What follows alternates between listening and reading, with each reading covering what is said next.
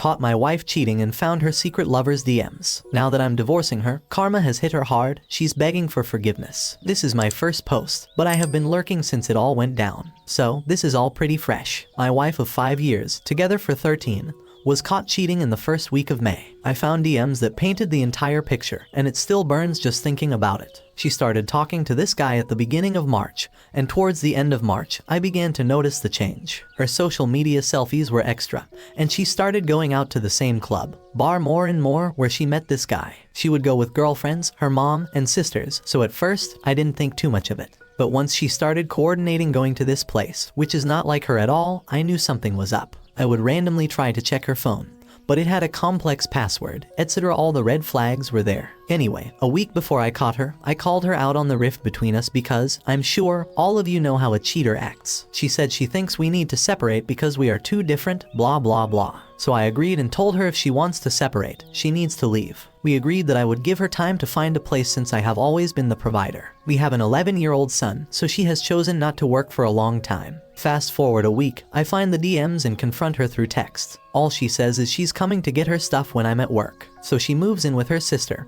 with no job and no money. We do agree that no matter what, we would share 50/50 custody of our son. May 4th was the day I caught her. There was zero contact with her for the first 2 weeks. Her own sister and mom were disgusted with her and trying to be a shoulder to lean on through the hell I was going through. I couldn't sleep or eat. I run my own company, so trying to hold it together has taken every ounce of me to keep this moving. Knowing that she threw away everything for a guy at the club makes me sick, considering what she is putting our son through for her own selfish desires. I have not been a perfect husband by any means, but I have been a faithful provider for our family the entire time. And to rub salt in the wound, she starts going on social media, posting lies that we have been separated for a long time and that we are going through a divorce and that she met someone else. But everyone close to me knows the truth. I did start the divorce process through mediation because, at least until now, we agree on almost everything. But I'm sure that will change. After a month of hell and no contact, with me just avoiding knowing anything about her and her new life, I started to pick myself back up and kind of look forward to the future, at least for a few moments at a time. Then, a week ago, she sent a half-crap apology text, admitting she was wrong for the first time. I ignored it and planned on not responding to anything that didn't have to do with our son or divorce. A few more texts came the next day, saying she wanted to talk and how sorry she was. Then, the following day, about 100 voice texts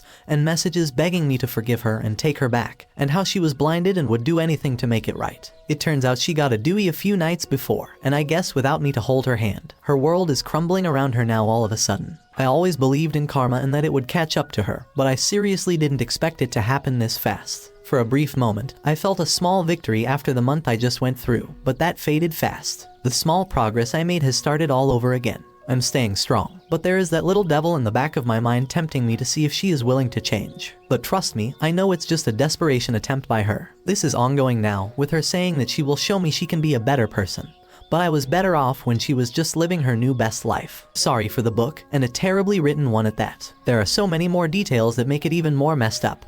But this is the summary. Thanks to anyone who reads it. This sub has been a place where I don't feel alone. Just reread what I posted and wanted to add a few more details. When I found the DMs, she had been sleeping with this guy for at least 3 weeks before she asked for the separation, saying she was going to the store or to her sister's house when she was going to see him. I would take my son to practice and go to the gym, kind of my routine after work. She would use that time to sneak around. And that's only what I know because Snapchat and Instagram were how they communicated. So God only knows how many other times she lied with Snapchat messages that delete. Also, when she first talked about separating, divorce, she said she didn't want anything, house, etc. Just 50/50 custody of our son. But the day before I found the DMs, I reiterated the fact that we cannot live together and be separated through texts. She blew up and told me that this was her home and she would not leave. And legally if anyone needed to leave, it was me. Lol, guess she reads something on Instagram. Thank God I found her old phone the next day and was able to log into her social media because she uses the same password for everything. I could not imagine what kind of hell she would have put me through without me having concrete evidence. I just want to thank each and every one of you for all the words of encouragement and all the amazing advice. I'm taken aback by how many people took time to read and comment. I will definitely post updates and try to reply to you all. Relevant comments. Keep your head up, keep moving forward. She has made her choices, willingly and deliberately to be in the position she is now in. If you haven't done it already, lawyer up. Get this show on the road, get the evidence you need to prove infidelity. If you're in a no-fault state, you're probably going to be taken to the cleaners money-wise. If you have a joint bank account, take out half so she can't empty it all in a night. Get a counselor for you and your child. You're going to have to make time to get your head right. And you're going to have to protect your child as much as you can from using poor emotional outlets in this extremely stressful time. It will get better, don't let her bring you back down to her level. If she wants to go out and break her vows by banging strangers from the club, that's on her. If she wants to break the law by getting drunk and driving, that's again, her poor choice. If she had a problem with how the marriage was going, there were dozens of acceptable ways to go about expressing those. Infidelity isn't one of them. Good luck. Most of us have been there, and all of us will listen. Thanks for the words of advice. Yes, I live in a no-fault state. She says she doesn't want anything, the house, the business, etc. But I already know that will change. I have a lawyer on standby for when that happens. Yep, it's a big shocker when, after taking that leap to freedom, there's nowhere to land. You do know that her having this come to Jesus moment is just a ploy to get you to bail her out of that mess, don't you? Absolutely. After days of begging, she finally admitted to the Dewey only because she knows I will find out since I pay for the insurance. Everyone, including myself, keeps asking, would she be begging if she hadn't gotten the Dewey? Doubt it. Story 2. I, 24 male, recently got married this last week to my wife, 24 female, ex. Let's call her Sarah. Me and my wife have been together for 4 years and have only had one major issue. My wife is a drinker. She only drinks about once a week, but usually drinks way more than she can handle. When we first got together, I realized she has a habit of making out with random women when she is drunk. Now, I don't think this is sexy or exciting. I myself am bisexual and I view this as cheating. After the second time I caught her about a few months into dating, I sat her down and told her that absolutely would not be okay as long as we were in a committed relationship. It took many conversations for her to understand that I was serious and viewed it as cheating. She promised to stop but insists that she didn't cheat. She was good about cutting back on drinking and being more mindful of me. However, over the years I caught her kissing 2 other women. Once a random acquaintance, and the last time about 2 years ago was with her best friend turned maid of honor Brooke, 24 female. Important piece of information: after I caught her the last time I had a complete and total breakdown.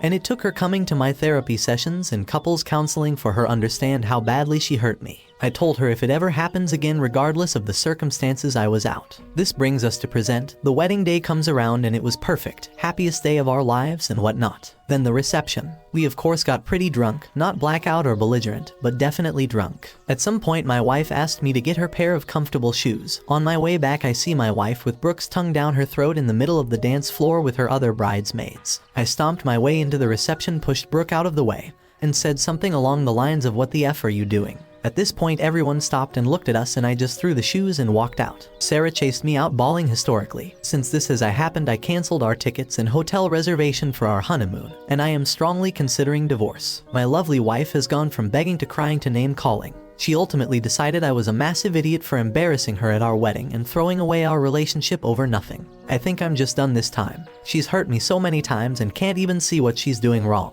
So am I the idiot. TLDR, wife has a history of making out with other women when drunk, promised to stop but then kissed her maid of honor at our wedding. Some relevant comments. Not the idiot. You made it clear that it wasn't behavior you wanted involved in and she didn't listen. Yep, not the idiot. And this thing SAP, you didn't embarrass her. She embarrassed you by cheating at your reception in front of everyone.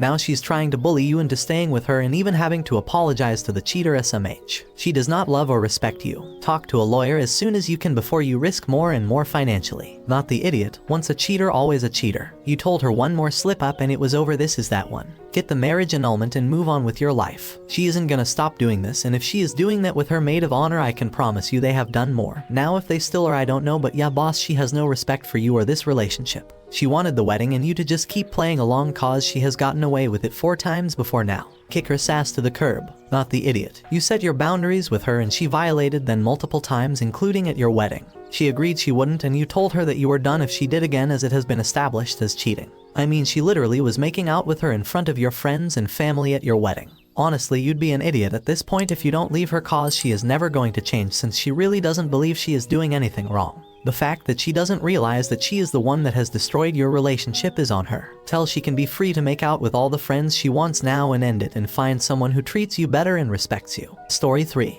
I, 31 male, am married to my wife Amber, 30 female. We have a daughter Emma, 7 female. The problem is my wife's best friend Jennifer, 30 female, has a daughter as well Harper, 7 female. Well, Harper's dad is a lazy sack of crap and refuses to do anything with his daughter. He is the type of guy that brags about how he never changed a diaper. Jennifer and Harper are usually at Amber and my house on the weekends because Harper's dad is drinking and watching sports all weekend. On Saturdays I normally spend all day with my daughter because I don't see her as much as I want to during the week. However, with Harper being there every Saturday, anything I do with Emma I have to do with Harper. Take Emma to the zoo. It's Emma, Harper and I. Taught them both how to ride bikes, takes them both to dance class, take them both to the kids salon, and so on. Mother's Day was the last straw. I took them both to dance class Saturday morning. Amber and I also pay for both dance classes because deadbeat won't. On the way home Emma asked if we could stop to get something for mom for Mother's Day. I said sure, but then it ended up I had to buy something for Harper to her mom as well. On the way home I just kept thinking, why am I buying someone else's wife a Mother's Day gift? That's his job.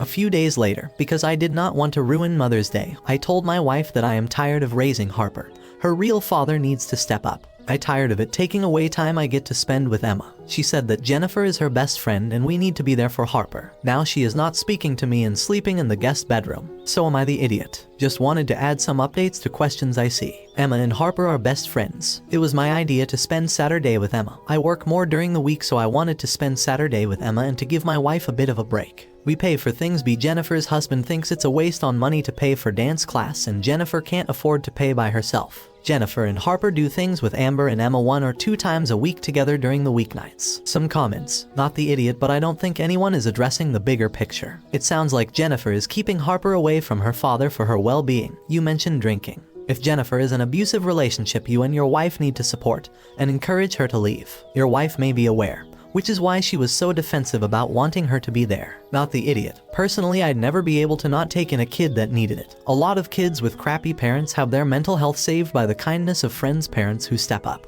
That being said, it's not something you're required to do. I do feel bad for the kid though, none of this is her fault. Hey, I'm going to go with not the idiot. I understand where you are coming from, but Harper likely has the expectation that weekends are days she spends with her best friend and her best friend's dad. She likely treasures those days. Now you aren't required to this for a kid that isn't yours, but her dad sounds like a mindless jerk who doesn't give a crap about any woman in his life. So with that, you would be very kind to keep her involved and be a positive male role model for her. However, moving forward you could coordinate that Harper's mom and dad to spend some weekends with her, so you and Emma could have quality time together. As far as your wife, her actions are borderline childish. She shouldn't lock herself in the guest room because you are trying to set a boundary. It sounds like she enjoys not having to watch the kids and relax with her friend on the weekends while you provide the entertainment for the kids. She needs to break the silence and you both need to hash it out like married couples do. Set boundaries, talk it out, and make plans. My wife spends more time with my daughter than I do. She works from home. I don't. It was my idea to make Saturday a dedicated daddy-daughter day.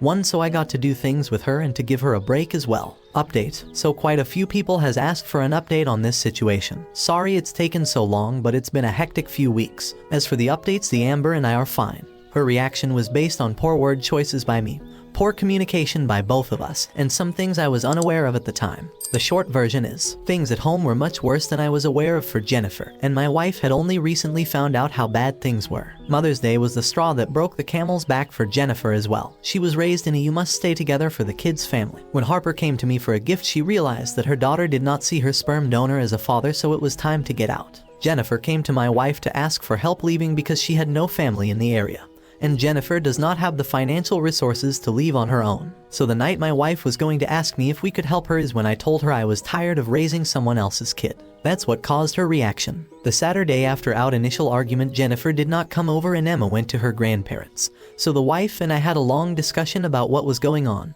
That's when I found out all the stuff going on with Jennifer. The wife and I decided that Jennifer and Harper can stay with us for the time being. My problem was never with those two, it was that I had to take over for the deadbeat, or deadbeat if you prefer. When we told Emma about this, she was super happy her friend was staying with her. We had a conversation with her that if she wants to have time with either parent without Harper, just let us know.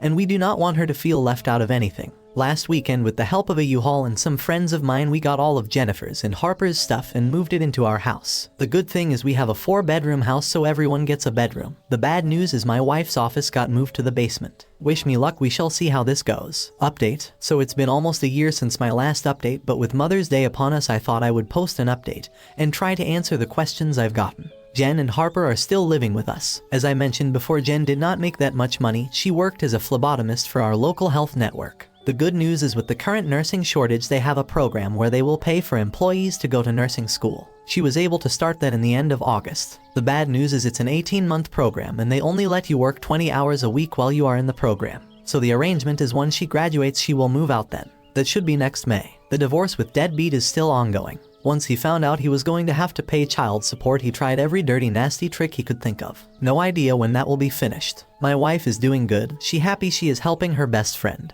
But 5 people in a house is a lot more work than 3. Since she works from home, the pre- and post-school work falls on her. Emma and Harper are still best friends. Shockingly, Harper is doing much better in this environment than before. They don't do everything together anymore. Harper quit dance class, but she started with soccer. I think knowing that she will get fatherly attention no matter what she is doing has given her some freedom to pursue other interests. Harper has turned into my Lego buddy. Emma never had any interest, but Harper and I have done some nice sets together. Emma and I still have our daddy-daughter dates on the weekend. I still take her to dance class, and she started to take fencing classes. I don't know if I should be proud or scared that she could defeat me in a sword fight. I think I am doing better a year later. That there is a plan with a timetable for Jen and Harper has relieved a lot of stress from my life. That I also don't have to see Deadbeat has also been a relief. I also try to take a few hours a month for me time and to do my hobbies. The bad part is I had thought that I was done with the portion of my life where I had roommates. It will also be nice when Jen either gets her nursing job or gets child support so that Amber and I can stop footing the bill for so much. For all the people that said Jen was going to become our sister wife, or that I was going to cheat of my wife with her, or that she was going to ruin my marriage out of spite, or any of the weird sexual fantasies some of you people had, absolutely nothing has happened.